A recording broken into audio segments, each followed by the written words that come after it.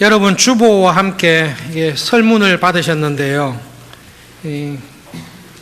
별로 중요하지 않게 보이실지 모르지만 설문을 준비하신 분들은 일주일 내내 심사숙고해서 열심히 설문을 만들었습니다. 교회 건축을 위한 설문인데요. 몇 가지 질문이 있습니다. 성도님께서는 현재 우리 교회에 시설 개선이나 신규 공간 건축이 필요하다고 생각하십니까? 이유가 무엇입니까? 공간 개선이나 건축이 필요하다면 어떤 공간이 제일 필요하다고 생각하십니까? 세 번째는 기존에 사용하고 있는 시설이나 공간 중에 개선이 필요하다고 생각되는 부분이 어디입니까? 끝으로는 교회 건축과 관련해서 다양한 의견을 수렴하고자 하는데 어떤 의견이든지 적어 주십시오 라는 설문입니다. 2주 전에 건축위원회 또 당회에 이때까지 당회에서 여러 장로님들과 함께 의논했던 문제를 말씀드렸고, 오늘 설교가 엉뚱한 대로 가지 않기 위해서 오늘 말씀드릴 내용은 교회의 시설 보완이나 건축에 관한 부분입니다만은 구체적인 것은 정리된 것은 전혀 없습니다. 어떤 방향으로 될지, 건축을 해야 될지, 건물을 사야 될지 정리되어 있는 것은 확정된 것은 없습니다. 그렇지만 교회가 어떤 구체적인 문제를 생각할 때에 성경에서 말씀하시는 교회의 본질적인 사명이 무엇인가, 그것에 대해서 우리가 분명하게 생각해야 됩니다.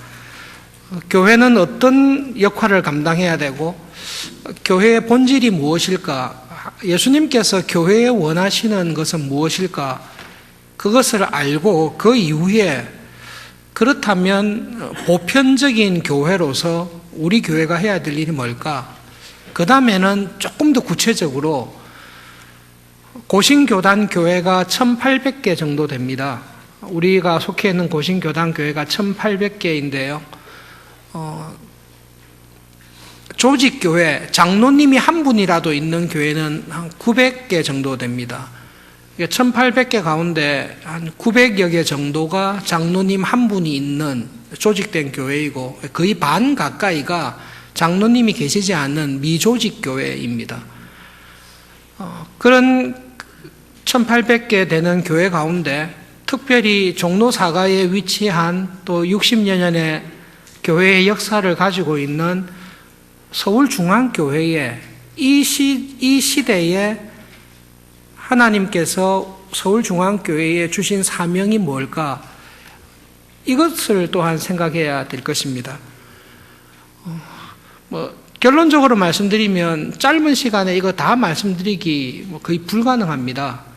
그리고 그렇기 때문에 여러분 말씀을 듣는 가운데 궁금하신 것이 있으시면 당회에 계시는 장로님들께, 또 건축위원으로 수고하는 집사님들에게, 또 교역자들에게 말씀해 주시고 대화를 나누실 수 있으면 좋겠습니다. 어쩔 수 없이 굉장히 압축적으로 말씀드릴 수밖에 없을 것 같습니다. 그래서 오늘 설교는 두 부분으로 말씀드리겠습니다.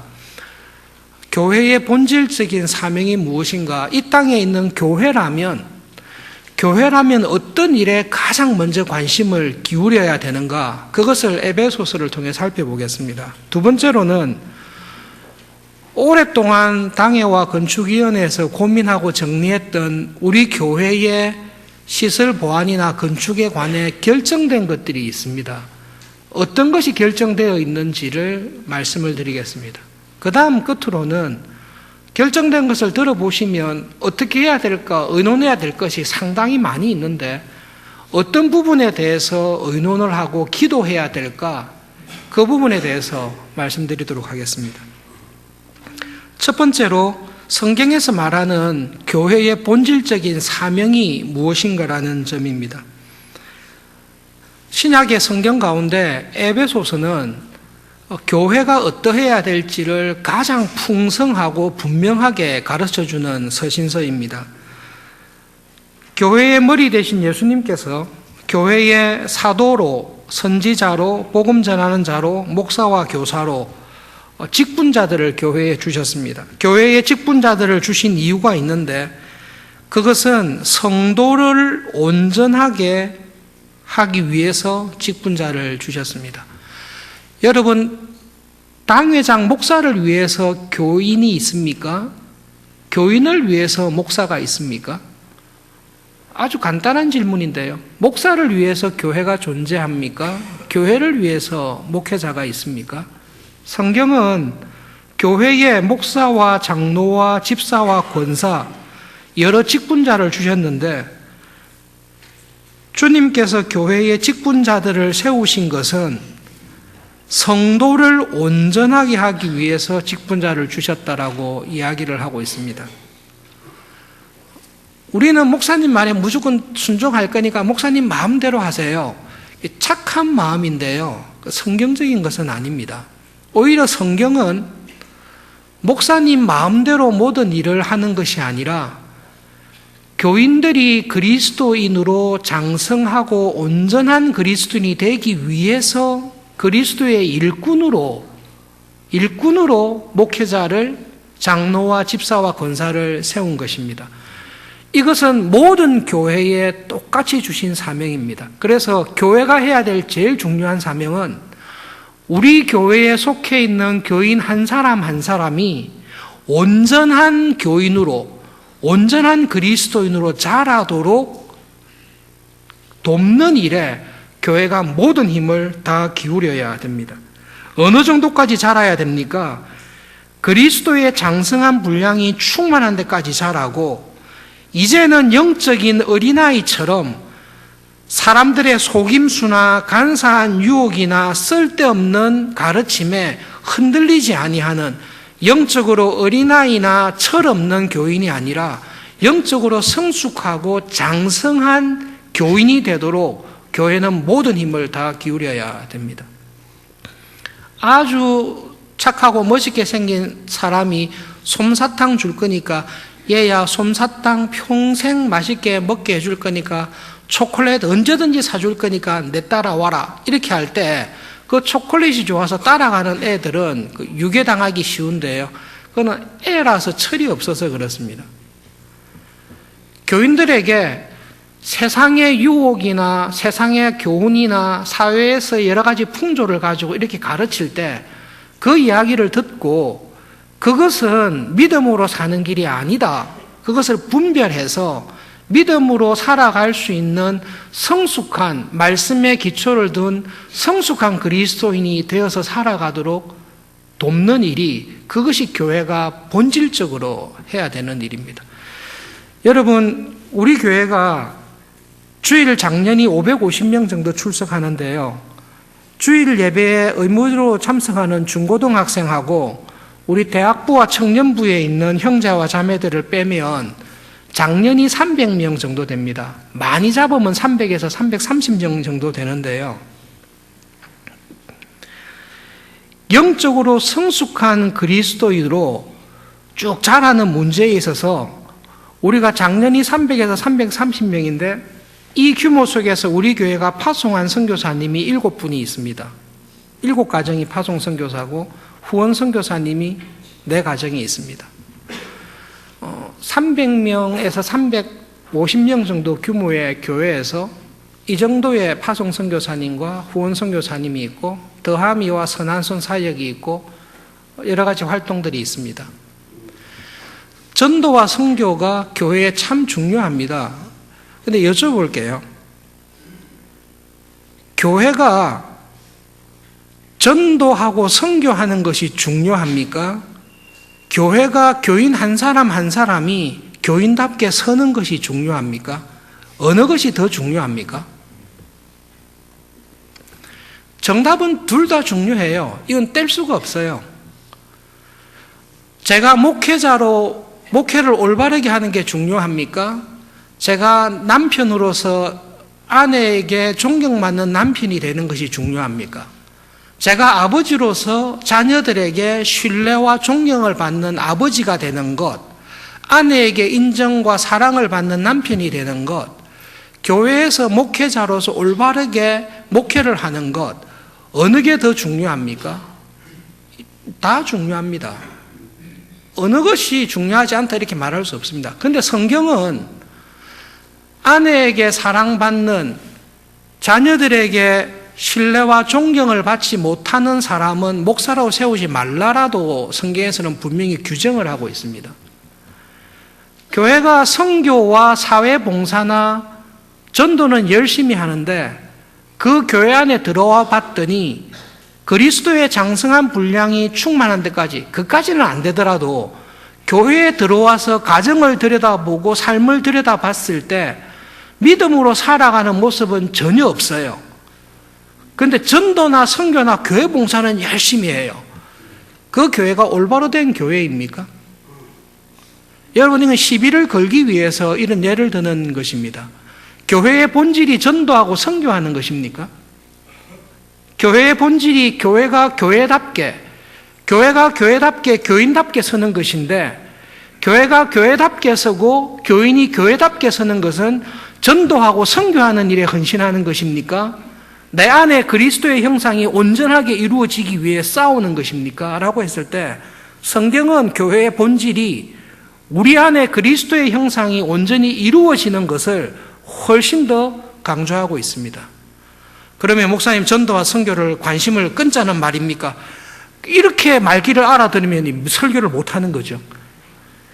그런 뜻은 전혀 아니에요. 그런데 성경을 어디를 보더라도 교회의 본질을 이야기할 때에 교회를 향해서 하나님의 일에 힘써라 라고 이야기하는데, 교회가 힘을 써야 될 가장 중요한 하나님의 일은 교회로 부름받은 우리 안에 그리스도의 형상이 온전히 이루어지는 그 일이 교회가 해야 될 가장 본질적인 일입니다. 복음주의 교회와 개혁주의 교회가 어떤 차이가 있는가를 신학생들에게 물었을 때 신학생들도 정리가 잘 되어 있지 않을 때가 있습니다. 복음주의 교회가 나쁜 것입니까? 개혁주의 교회가 좋은 것입니까? 그렇지 않습니다. 복음주의 교회가 건강한 것이 개혁주의 교회가 되고, 개혁주의 교회 안에는 복음주의 교회의 모든 요소들이 다 들어와 있습니다. 그런데 복음주의 교회의 문제를 오늘 성경 말씀과 찾아서 설명하면 이렇습니다. 교회를 향해서, 교회의 모든 직분자들을 향해서 서울중앙교회에 소속되어 있는 교인 한 사람 한 사람이 영적인 어린아이와 같은 상태에 머물지 말고 예수님께서 장성한 것처럼 성장하도록 도우라고 이야기를 하고 있습니다. 편의상 복음주의 교회와 개혁주의 교회를 구별하면 이렇습니다. 복음주의 교회의 성실한 교인은 개인적인 신앙생활을 참 열심히 합니다. 이 좋은 점입니다. 내가 구원의 은혜를 받은 것에 대한 큰 감격이 있습니다. 나 같은 죄인을 예수님의 십자가의 죽으심으로 죄를 용서하시고 하나님의 자녀 삼아주는, 하나님의 나라 천국에 가는 은혜를 주셨다라는 이 구원의 감격이 있습니다. 그래서 이 구원의 감격이 어떻게 나오는가 하면 교회에 대한 헌신과 봉사와 사랑으로 나타납니다.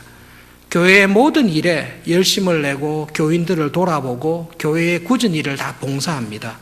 그리고 나를 구원하신 이 구원의 은혜에 대한 감사로 전도하고 선교하는 일에 충성을 다합니다. 그것이 복음주의 교인의 참 좋은 장점입니다. 그런데 복음주의 교인의 부족한 점이 있습니다. 교회에서 일을 참 열심히 해요. 전도와 선교사에게 열심히 일을 해요. 그런데 직장에서 사장이 되셨는데 이 직장에서 내가 운영하는 회사를 하나님의 성경 말씀, 하나님의 뜻에 맞도록 회사를 운영하는 것은 어떻게 해야 될까? 여기에 대한 진지한 고민이 부족합니다. 장로님들 가운데 대통령 되신 분들이 계십니다. 그런데 대통령직을 그리스도인답게 한 분은 별로 없습니다. 크리스찬들 가운데 국회의원들이 상당히 있습니다. 크리스찬 가운데 여러 높은 지위에 있는 경제적인, 사회적인, 정치적인, 법률적인 일에서 높은 지위에 올라가 있는 분들이 계신데, 저 사람은 크리스찬 정치가다. 저 사람은 크리스찬 사장이다. 저 사람은 사장일 뿐만 아니라 크리스찬으로서의 사장이 어떤지를 보여주거나, 예수님께서 사장을 하셔도 예수님께서 기업을 맡아서 기업을 운영하신다면 저분처럼 하시겠네. 그렇게 성숙한 삶의 모든 부분에 있어서 하나님의 말씀을 따라 살아가는 교인을 찾기가 쉽지 않습니다. 성경은 우리들에게 교인 한 사람 한 사람이 그리스도의 장성한 분량에 이르도록 자라도록 성도를 온전하게 하십시오. 어느 정도까지 자라야 됩니까? 교회의 머리이신 예수님의 장성한 분량까지 자라도록 그렇게 교인 한 사람 한 사람을 섬기십시오. 그러기 위해서 성령님께서 교회에 어떤 사람은 목사로, 어떤 사람은 장로로, 어떤 사람은 집사로, 권사로, 이렇게 직분자로 부르신 것입니다. 그래서 교회가 해야 될 중요한 일은 이 교회로 부른 교인 한 사람 한 사람이 갓 태어난 어린아이가 어머니의 젖을 먹고 어머니의 사랑을 받고 어머니의 지혜의 가르침을 받아서 장성한 사람으로 자라듯이 교회는 모든 신자의 어머니와 같습니다. 그래서 이 교회에 성실하게 지낸 교인은 서울중앙교회에서 5년, 10년, 15년 이렇게 오래 신앙생활한 교인은 서울중앙교회라는 영적인 어머니를 통해 장성한 그리스도인이 되어서 자기의 삶의 모든 부분에서 가정생활, 교회생활뿐만 아니라 직장생활, 대인관계, 불신자들과의 모든 얽혀 있는 관계 속에서 예수님께서 이 자리에 계시더라도 이렇게 하셨을 것이다. 그리스도의 장성한 분량만큼 성장하는 교인이 되도록 교회에 주신 사명입니다. 그래서 이런 어머니와 같은 교회를 가지고 이 교회에서 말씀 안에서 자란 그리스도인은 하나님을 아버지라고 부를 수 있습니다. 이런 어머니와 같은 교회 안에서 이 교회의 사랑과 보살핌을 받지 않고 자기 마음대로 자란 사람은 하나님을 아버지라고 부르는 의미를 깨닫지 못한다라는 말씀입니다. 그래서 여러분, 교회의 본질적인 사명이 무엇입니까? 우리 교회에 속해 있는 교인 한 사람 한 사람이 그리스도의 장성한 분량이 충만한 데까지 자라도록 섬기고 돕는 일입니다. 그러면 어떻게 교인 한 사람 한 사람이 그리스도의 장성한 분량, 쉽게 말하면 예수님처럼 믿음과 지혜와 사랑에서 장성한 교인이 될 수 있습니까? 어떻게 하면 그렇게 되죠? 그것은 성령님의 은혜를 의지하면서 말씀과 기도를 통해 자라는 길밖에 없습니다. 창세기부터 계시록까지 성경을 쭉 보십시오. 평생을 전쟁터에서 살았습니다. 다윗이 그랬습니다. 다윗이 한 일을 보십시오. 하나님 보시기에 좋은 일만 했습니까? 이해가 안 되는 일들을 참 많이 했습니다. 여러분, 정말로 다윗의 일생을 가만히 들여다보십시오. 이런 사람이 하나님의 사람이라고 일컬음 받을 수 있을까라고 할 정도로 어쩔 수 없이 잔인한 일을 할 때가 참 많이 있습니다. 블레셋에 도망갔을 때, 사울왕을 피해서 블레셋을 도망갔을 때 자기를 따르는 무리들을 먹여 살리기 위해서 블레셋 마을을 습격하는데요, 가축을 빼고는 다 죽여버려요. 어린아이부터 어른까지 다 죽여버려요. 왜냐하면 하나라도 살아서 다윗이 우리 마을 습격했다는 걸 알려주면 자기 목숨이 살아남지 못하거든요. 완전히 초토화시켜버려요. 잘한 거예요? 쉽지 않습니다. 우리가 사는 곳이 낙원이 아니고 우리가 믿음으로 사는 것이 착해가지고 살 수 있는 곳이 아니에요. 그러면 착한 것을 버리고 우리도 이리의 탈을, 늑대의 탈을 쓸까요? 그렇지도 않아요. 믿음으로 살아간 사람들을 가만히 들여다보면 하나님께서는 그들의 믿음을 인정하시지 그들이 모든 면에 있어서 도덕적으로 윤리적으로 완전했기 때문에 하나님의 사람이라고 이야기한 사람은 예수님 빼고는 한 사람도 없습니다. 성경을 가만히 들여다보면 그리스도의 장성한 분량에 이르는 교인으로 사는 것이 우리 평생의 은혜이고 평생의 축복이라는 것을 알고 있습니다. 그래서 교회에서 해야 될 모든 일에 제일 중요한 것은 교회를 교회답게, 교인을 교인답게 자라도록 돕는 일입니다. 이단들의 제일 큰 특징이 뭔지 아십니까? 성경을 열심히 배우는 것입니다. 농담인데요. 기회 되시면 신천지 가서 한번 성경 공부해 보세요. 우리 교회에서 성경 공부하는 게 어렵다라는 말이 완전히 들어갈 것입니다. 거기에는 공부를 우리는 그냥 세 발의 피, 우리가 세 발의 피처럼 공부하면 그들은 정말로 열심히 공부합니다. 그러나 어린아이처럼 무엇이 참된 구원의 복음인지를 모르는 가운데 이단의 교리를 아무리 배우셔도 진리함과 그 안에서 주는 참 생명과 자유함을 얻지를 못합니다. 내가 신자답게 사는 일에 왜 이렇게 안 될까? 그 두 가지 방법밖에 없습니다. 말씀을 배워서 하나님의 뜻을 배우는 것하고 기도를 통해 성령님의 지혜를 따라 오늘 찬양했듯이 성령 하나님을 설명할 때에 성령 하나님 착하다 이렇게 잘 안 하세요. 기본으로 착하세요. 선하신 분입니다. 그러나 성령님께서는 믿음으로 살아가는 성숙한 지혜를 주십니다. 성숙한 지혜는 말씀에 의해서 잘 연단되지 않으면 이게 나오기가 거의 불가능한 것입니다. 그래서 교회가 해야 될 제일 중요한 것은 교인 한 사람 한 사람이 영적으로 성장하여 복음주의 교인이 자기의 관심을 개인 생활, 가정, 교회 봉사에만 국한했다면 개혁주의의 신앙의 원리에 따라서 살아간 교인은 가정, 교회, 여기뿐만 아니라 내가 살아가고 있는 삶의 모든 영역에서 하나님께서 주인이 되시고 내가 접촉하는 삶의 모든 영역에서 하나님의 뜻을 따라 산다는 것이 뭘까? 이거를 기도하면서 살아가는 것이 개혁주의 교회의 모습입니다. 그럼 개혁주의 교회의 모습은 개혁주의 교회만 가지고 있어야 됩니까? 그렇지 않죠. 모든 교회가 다 가지고 있어야 되는 거죠.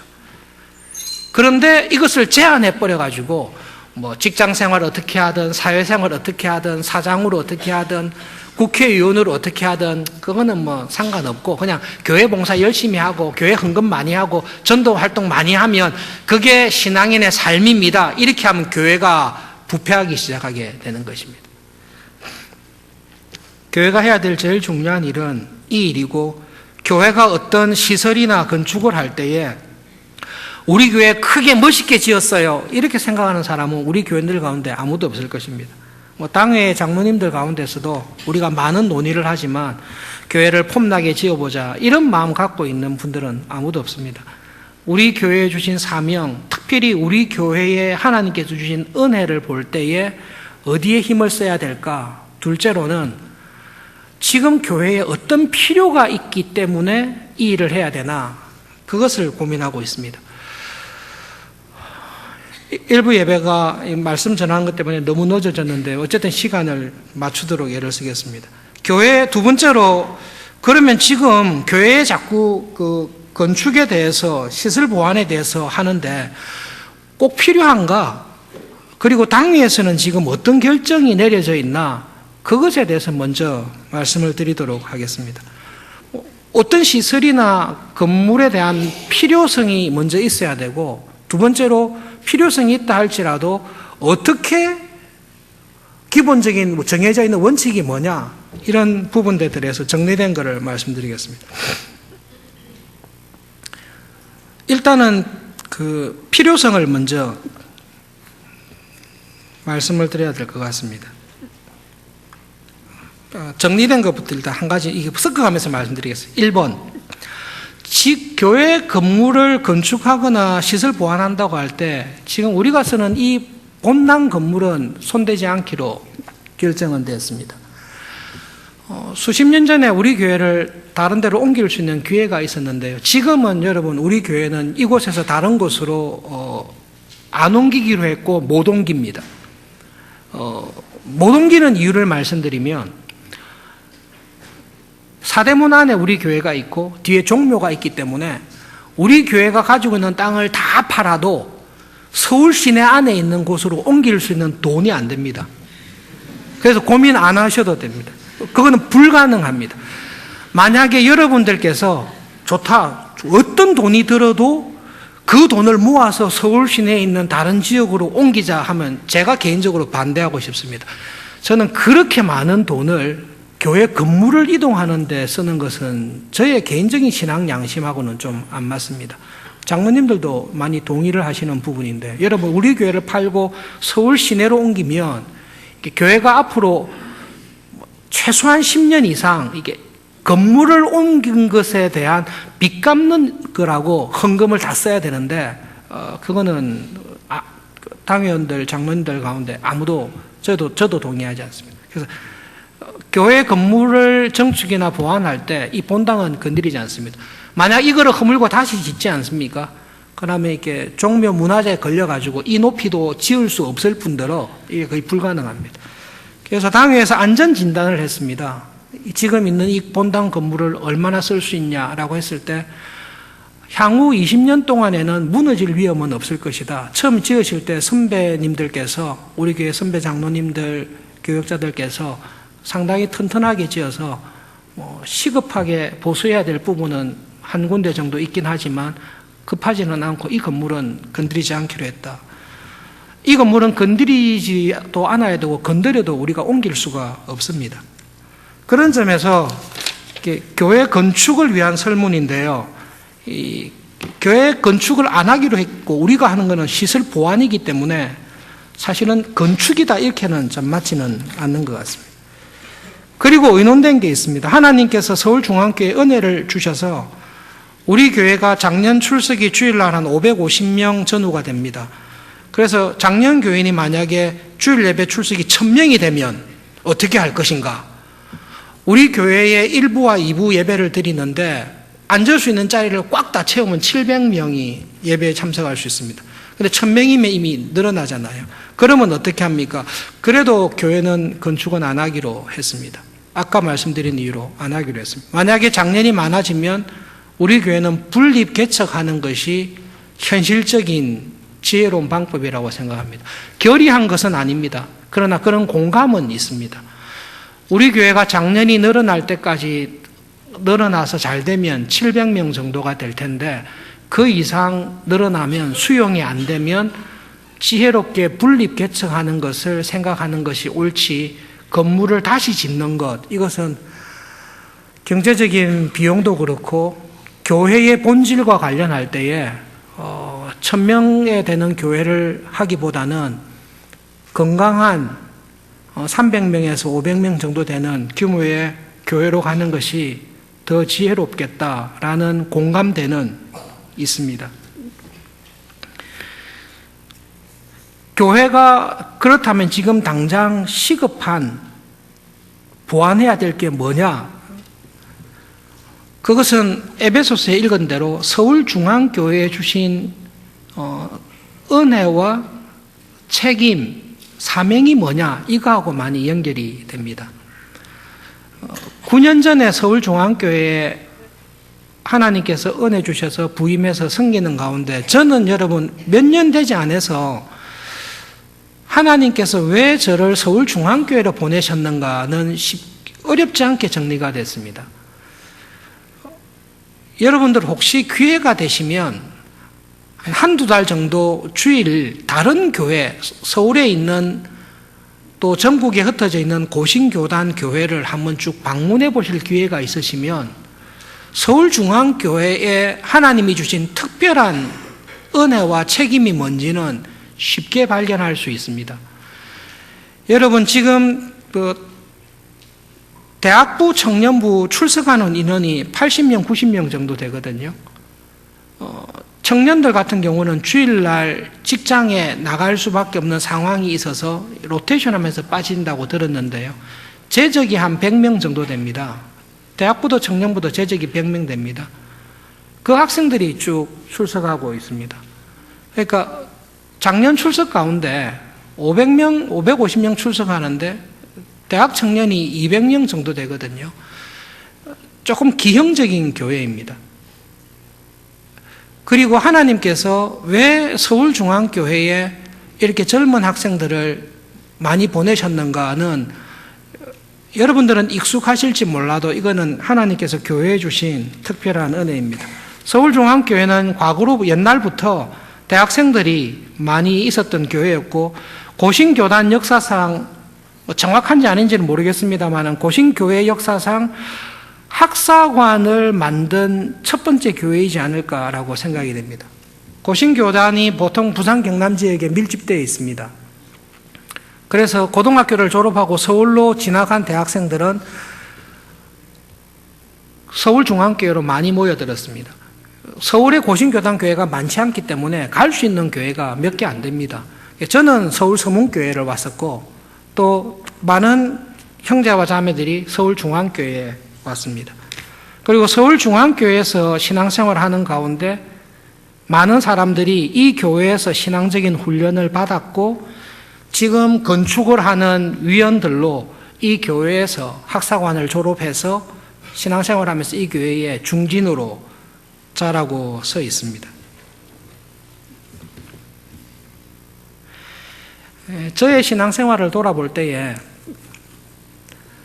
여러 가지 경험이 있지만 하나님께서 저에게 주신 큰 은혜 가운데 한 가지가 서울 서문교회 대학부를 경험했던 거죠. 7년 대학원까지 7년을 서울 서문교회 대학부에서 지냈는데요. 대학과 대학원 시절에 내비게이터나 IBF나 또 유학을 통해서 신학을 배우고 하면서 얻은 유익이 있는데 하나님께서 저에게 주신 큰 은혜 가운데 기억에 항상 남아있는 것은 대학하고 대학원 다니면서 서울 서문교회 대학부에서 쭉 지냈던 그 시절이 저에게 주신 큰 은혜입니다. 그때 무엇을 배웠는가 하면 에베소서 4장 11절부터 17절 말씀을 배웠습니다.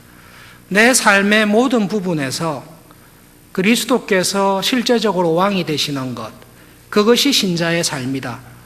믿음으로 살아간다는 것은 예수님을 믿고 천국 가는 것을 기뻐하는 차원이 아니라 주님께서 내 마음에 주님으로 오신 이후에 그날 이후에 내 삶의 모든 부분에서 하나님의 뜻이 이루어지고 하나님의 나라가 이루어지고 교회 생활뿐만 아니라 가정생활에서 교인들과의 관계에서 뿐만 아니라 아내와 자녀들과의 관계에서 그리고 내 삶의 모든 영역에서 예수님께서 참 주인이 되시는 구주로만 머무는 것이 아니라 진정한 주인이 되시는 삶을 살아가는 것이 우리의 신앙과 구원의 본질이다. 그것은 서울 서문교회 대학부에서 교회를 통해서 알게 되었습니다. 어렵거나 힘든 일이 있을 때도 어려움과 고난은 하나님께서 축복을 바꾸어서 주신 거지 나를 죽이려고 주신 게 아니다. 서울중앙교회는 하나님께서 특별히 전국에 있는 대학생들을 뽑아서 우리 교회에 맡기셨습니다. 그리고 그 학생들을 하나님 나라의 백성으로 잘 교육하고 양육하는 것이 우리 교회에 주신 큰 사명입니다. 대학부는 오랫동안 그랬습니다. 근데 여러분 9년 전에 왔을 때 대학부를 졸업한 학생들이 20명이면 청년부에 올라간 학생들이 서너 명밖에 되지 않았습니다. 한 달 이후에 서울중앙교회에 부임해서, 저보다 한 달 이후에 부임해서 6년간 쭉 대학부를 맡았던 조재필 목사님이 우리가 처음 교역자 모임하면서 계속 고민했던 게, 대학부에서 임원을 했어요. 대학부에서 조장을 했어요. 대학부를 졸업하면 청년부 안 올라가고 교회를 떠나버려요. 이런 교회가 다 있냐? 대학부를 졸업한 학생들이 왜 청년부에 안 가냐? 어떻게 해야 되냐? 그거로 상당히 고심을 많이 했습니다. 하나님께서 은혜를 주셔서 조재필 목사님 대학부를 맡아서 사역하는 가운데 큰 변화는, 대학부를 졸업한 형제와 자매들이 거의 안 떠나고 청년부로 올라간다는 것이 큰 변화입니다. 지금은 대학부와 청년부가 그런 점에 있어서는 은혜를 많이 받고 있습니다. 서울중앙교회에 여러분 특별하게 주신 은혜가 있는데요. 2, 3년 전부터 청년부에 있는 형제와 자매들의 숫자가 갑자기 많아지게 됐습니다. 9년 전에는 청년부가 그렇게까지는 안 됐습니다. 그런데 2, 3년 전부터 이상하게 하나님께서 청년들을 보내주셔서 우리 교회 대학부 출신이 아니라 지방에서 서울에 올라온 청년들이 청년부에 오게 되고, 그 청년들의 숫자가 때로는 훨씬 더 대학부 출신보다 많아지고, 지금은 대학부 재적하고 청년부 재적이 거의 똑같습니다. 성경 공부하는 것도 청년부 형제와 자매들이 굉장히 열심히 하고 있습니다. 9년 전에 서울중앙교회 왔을 때 수요 기도회가 저녁에 있었습니다. 수요일 오전에 수요 기도가 있었고 저녁에 수요 기도회가 있었는데요. 제 기억에 수요 기도회에 2자리 숫자를 참석한 적이 딱 한 번 있었던 것 같고, 수요 기도회에 거의 4명, 5명, 1명, 2명. 어떤 경우에는 설교하러 갔는데 교역자 혼자밖에 없어가지고 수요 기도회를 안 했던 적도 있습니다. 그래서 진지하게 당회의 상황을 말씀드리고 저녁 수요 기도회를 공식적으로 폐지한 적이 있습니다. 몇 년 전부터 청년부 형제와 자매들이 직장 생활을 마치고 수요 기도회 시간을 자체적으로 가지기 위해서 수요일 날 청년부 형제와 자매들이 그 시간에 모여서 기도회를 하고 있는데요. 제가 처음 왔을 때 수요 기도회 참석했던 숫자보다 더 많이 참석하고 있습니다. 물론 2자리 숫자는 잘 안 됩니다만은 간혹 넘을 겁니다만 청년부들이 그렇게 하고 있고, 대학생들이 최근에 또 수요 기도회를 수요일 날, 1부터 제가 금요일이라고 잘못 말씀드렸는데요. 대학생들이 자체적으로 수요일 날 따로 모여서 수요 기도회를 하고 있습니다.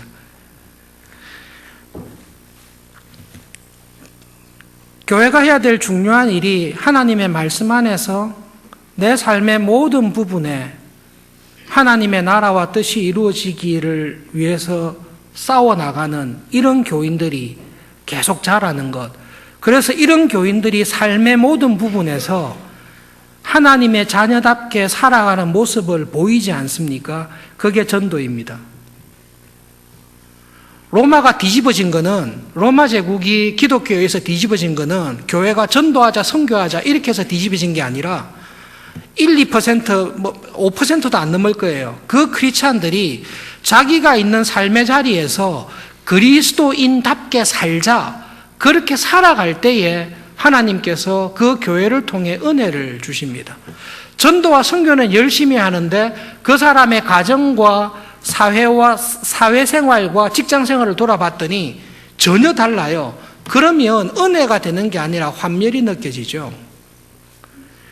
교회가 해야 될 제일 중요한 일은 교인 한 사람 한 사람이 신앙인답게 잘 자라도록 돕는 일에 애를 많이 써야 됩니다.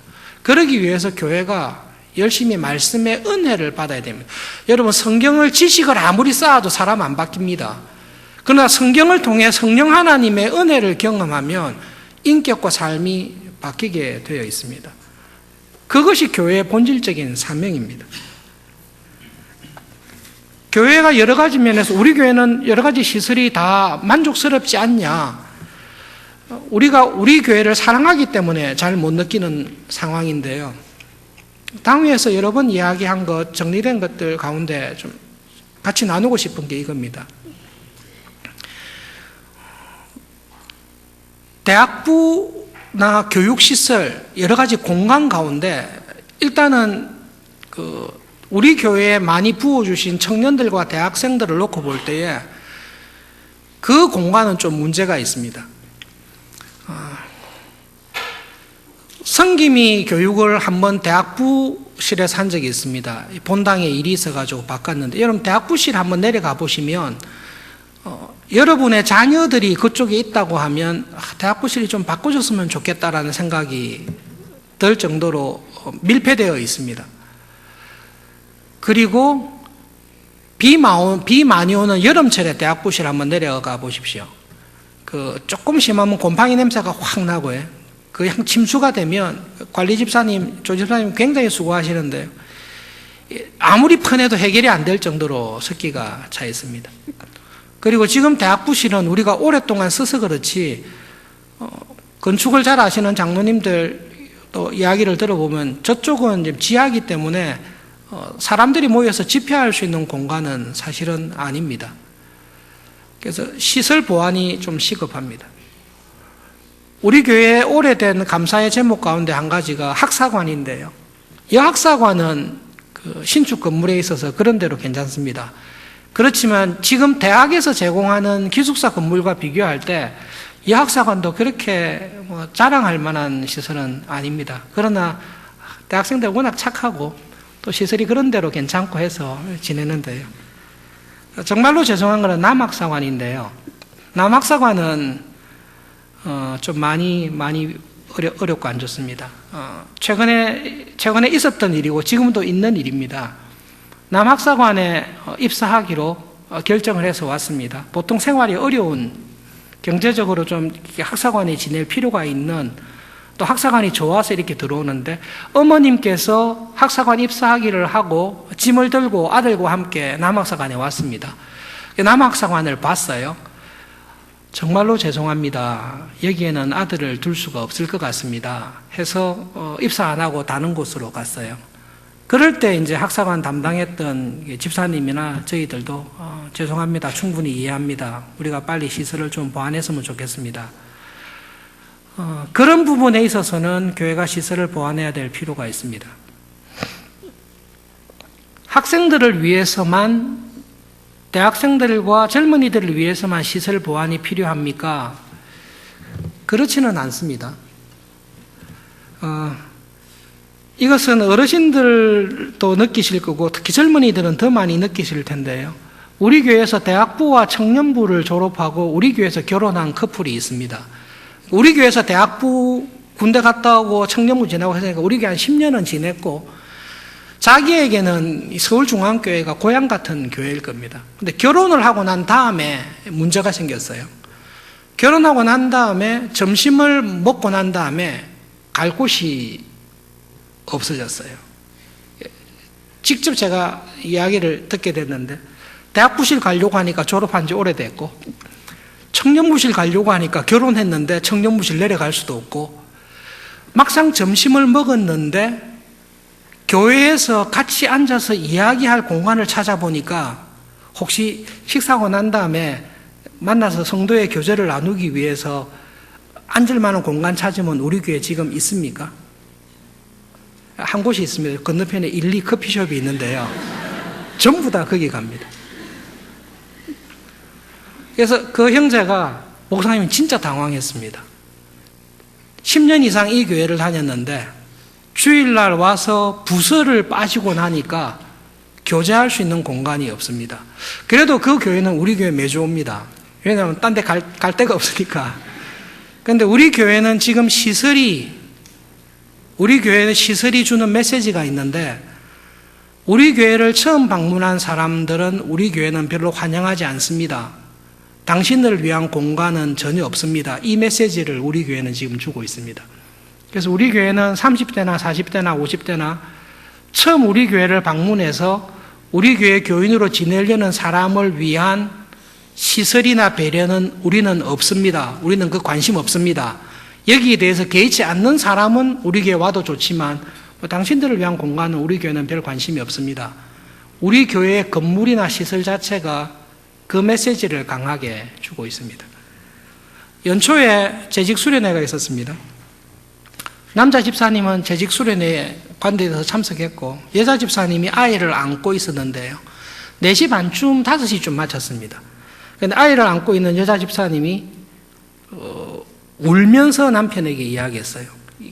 그 기간 동안 애를 돌볼 장소가 필요한데 없으니까 애를 안고 이렇게 빙빙 돈 거예요. 이럴 달 제법 추웠을 텐데요. 그런 점에 있어서 우리 교회는 성도의 교제를 나누고 교회다운 모습으로 서로 이렇게 나가기에 여러 가지 면에서 참 많이 어려운 가운데 있습니다. 청년부실도 지하에 있습니다. 어르신들은 워낙 교회와 오래 살았기 때문에 참고 계시는데요. 한나회실도 들어가서 지내시기에는 상당히 불편하십니다. 불편하죠라고 말씀하면 괜찮다라고 말씀하시지만 괜찮지는 않으실 것입니다. 우리 교회는 복음을 전하고 전도하자 이렇게 말은 하지만 30대, 40대, 50대 젊은 사람들이 혹은 교회를 처음 오려는 사람들이 우리 교회를 와서 지내려고 할 때에 우리 교회는 거의 그쪽에 대해서는 배려가 없습니다. 우리 교회 새가족실이 있는 거 아십니까? 반토막 내서 쓰고 있습니다. 새가족국 맡고 계신 장로님과 새가족 위원들이 굉장히 열심히 해서 잘하고 있는데 새가족이 우리 교회에 딱 왔을 때 이 교회는 자기들만 하네 이런 상황에 있습니다. 이런 부분들에 대해서 당회에서 건축위에서 많이 고심을 하면서 어떻게 해야 될까 고민하고 있습니다. 설교의 마지막 부분인데요. 그러면 어떻게 하자는 말씀입니까? 제가 드릴 말씀은 없고 여러분들께서 우리 교회가 어떻게 시설을 보완해야 될까? 우리 교회에 주신 은혜와 축복과 사명이 있는데 그걸 봐서 어떻게 해야 될까? 점점 수명이 길어지고 교회 중심으로 살아가야 될 상황이 많은데 그런 상황 속에서 어르신들과 젊은이들을 위한 그런 시설을 하기 위해서 무엇을 해야 될까를 고민을 해서 설문지에 내주시면 좋겠습니다. 얼핏 보시기에 성의 없이 반쪽짜리에 질문 낸 것 같지만 이거 하기 위해서 몇 번 모이시고 고민을 해서 만들었기 때문에 여러분 자세히 읽어보시고 앞뒤를 빽빽하게 잘 채워서 이야기를 해 주시기를 바랍니다. 결론적으로 사실은 드리고 싶은 말씀이 많이 있지만 결론적으로 왜 지금 교회의 시설 보완을 하려고 하냐? 당회에서는 왜 하려고 하냐? 무슨 마음으로 하려고 하냐? 제가 당회원이라도 제가 장로님이라도 교회 시설 보완이나 건축은 안 하고 싶습니다. 귀찮은 일입니다. 첫째로 귀찮은 일입니다. 둘째로는 교회 일의 특징인데요. 교회 일은 일 열심히 하고 욕먹는 경우가 훨씬 많은 게 교회 일입니다. 가능한 한 이런 일에 손 안 대는 게 좋습니다. 그런데 왜 당회에서는 이런 골치 아픈 일을 경제적인 부담을 생각해야 될 일을 왜 하느냐라고 물으시면 다음 세대를 위해서 교회를 위해서 지금 준비해야 되기 때문에 그 책임감 때문에 합니다. 사실은 교회의 시설 보완이나 건축에 대해서 고민을 많이 해야 될 분은 30대, 40대, 50대 분들입니다. 그런데 문제는 30대, 40대의 신앙인들이 우리 교회 교인들이 열심은 있는데 성숙하지 않기 때문에 죄송합니다. 이런 말 함부로 해서 교회에 대한 고민을 함께 나누고 여력을 쓸 정도로 성숙한 사람은 많지는 않습니다. 그런데 지금 저도 서울중앙교회를 섬기고 사랑하는 가운데 저의 개인적인 소견으로는 지금 당회에 계시는 장로님들의 구성과 지금 재직회에 있는 안수집사님들의 구성이 서울중앙교회 역사를 볼 때 이 일을 하기에 딱 적당한 때인 것 같습니다. 진짜 right time이라고 생각합니다. 만약 5년이나 10년이 기회 놓치지 않습니까? 제가 볼 때는 우리 교회 못할 거라고 생각합니다. 이런 불신의 말을 하면 안 되는데 이 말의 의도는 힘들지만 지금이 중요한 때라는 것이 있고 그런 믿음이 있고 둘째로는 이 일이 지금 이미 어르신들이 자기들을 위해서 하는 거 아닙니다. 지금 정말로 어르신들을 위할 거면 안 하는 게 제일 좋아요. 그러니 설문지를 받고 대학부부터 시작해서 40대, 50대 집사님들 고민을 하셔야 됩니다. 여러분이 있을 교회를 어떻게 해야 될지를 고심을 하셔야 됩니다. 그리고 기도하셔야 됩니다. 그렇게 교회의 시설 보완이나 건축을 교회가 한 마음으로 하면 아무리 어렵고 힘들어도 그것이 교회의 은혜가 되고 힘이 됩니다. 그런데 한번 해봐라. 우리 지켜볼게. 그거는 안 하느니 못합니다. 에베소서에서 말씀하신 대로 교회가 어떤 교회가 되어야 될까? 특별히 서울중앙교회에 주신 은혜와 사명이 뭘까?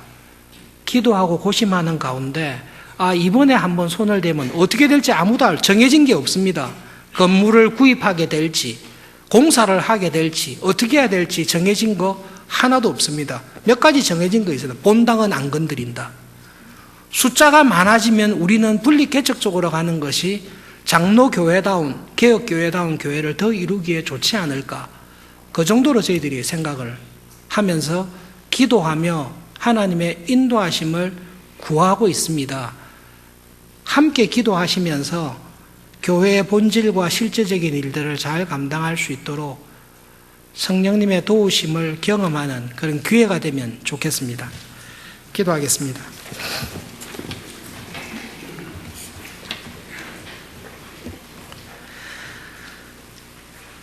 하나님께서 예수님의 십자가의 보혈의 큰 희생과 대가를 치르시고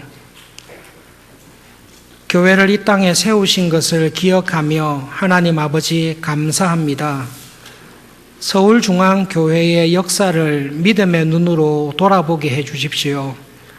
그리고 저희들의 영안을 밝히 열어주셔서 지금 한국의 교회들이 당면한 상황이 어떠한지 앞으로 교회에 부딪혀 올 시험과 파도가 무엇인지를 보게 해 주십시오. 그리고 하나님, 서울중앙교회가 교회의 머리 대신 예수님 앞에서 어떤 교회로 서야 할지, 특별히 우리들에게 맡기신 사명과 은혜가 무엇인지를 보게 해 주십시오. 그리하여 하나님의 은혜 가운데 주신 사명을, 은혜를 잘 감당하는 교회로 든든하게 세워져 갈 수 있도록 도와주십시오. 예수님의 이름으로 기도합니다. 아멘.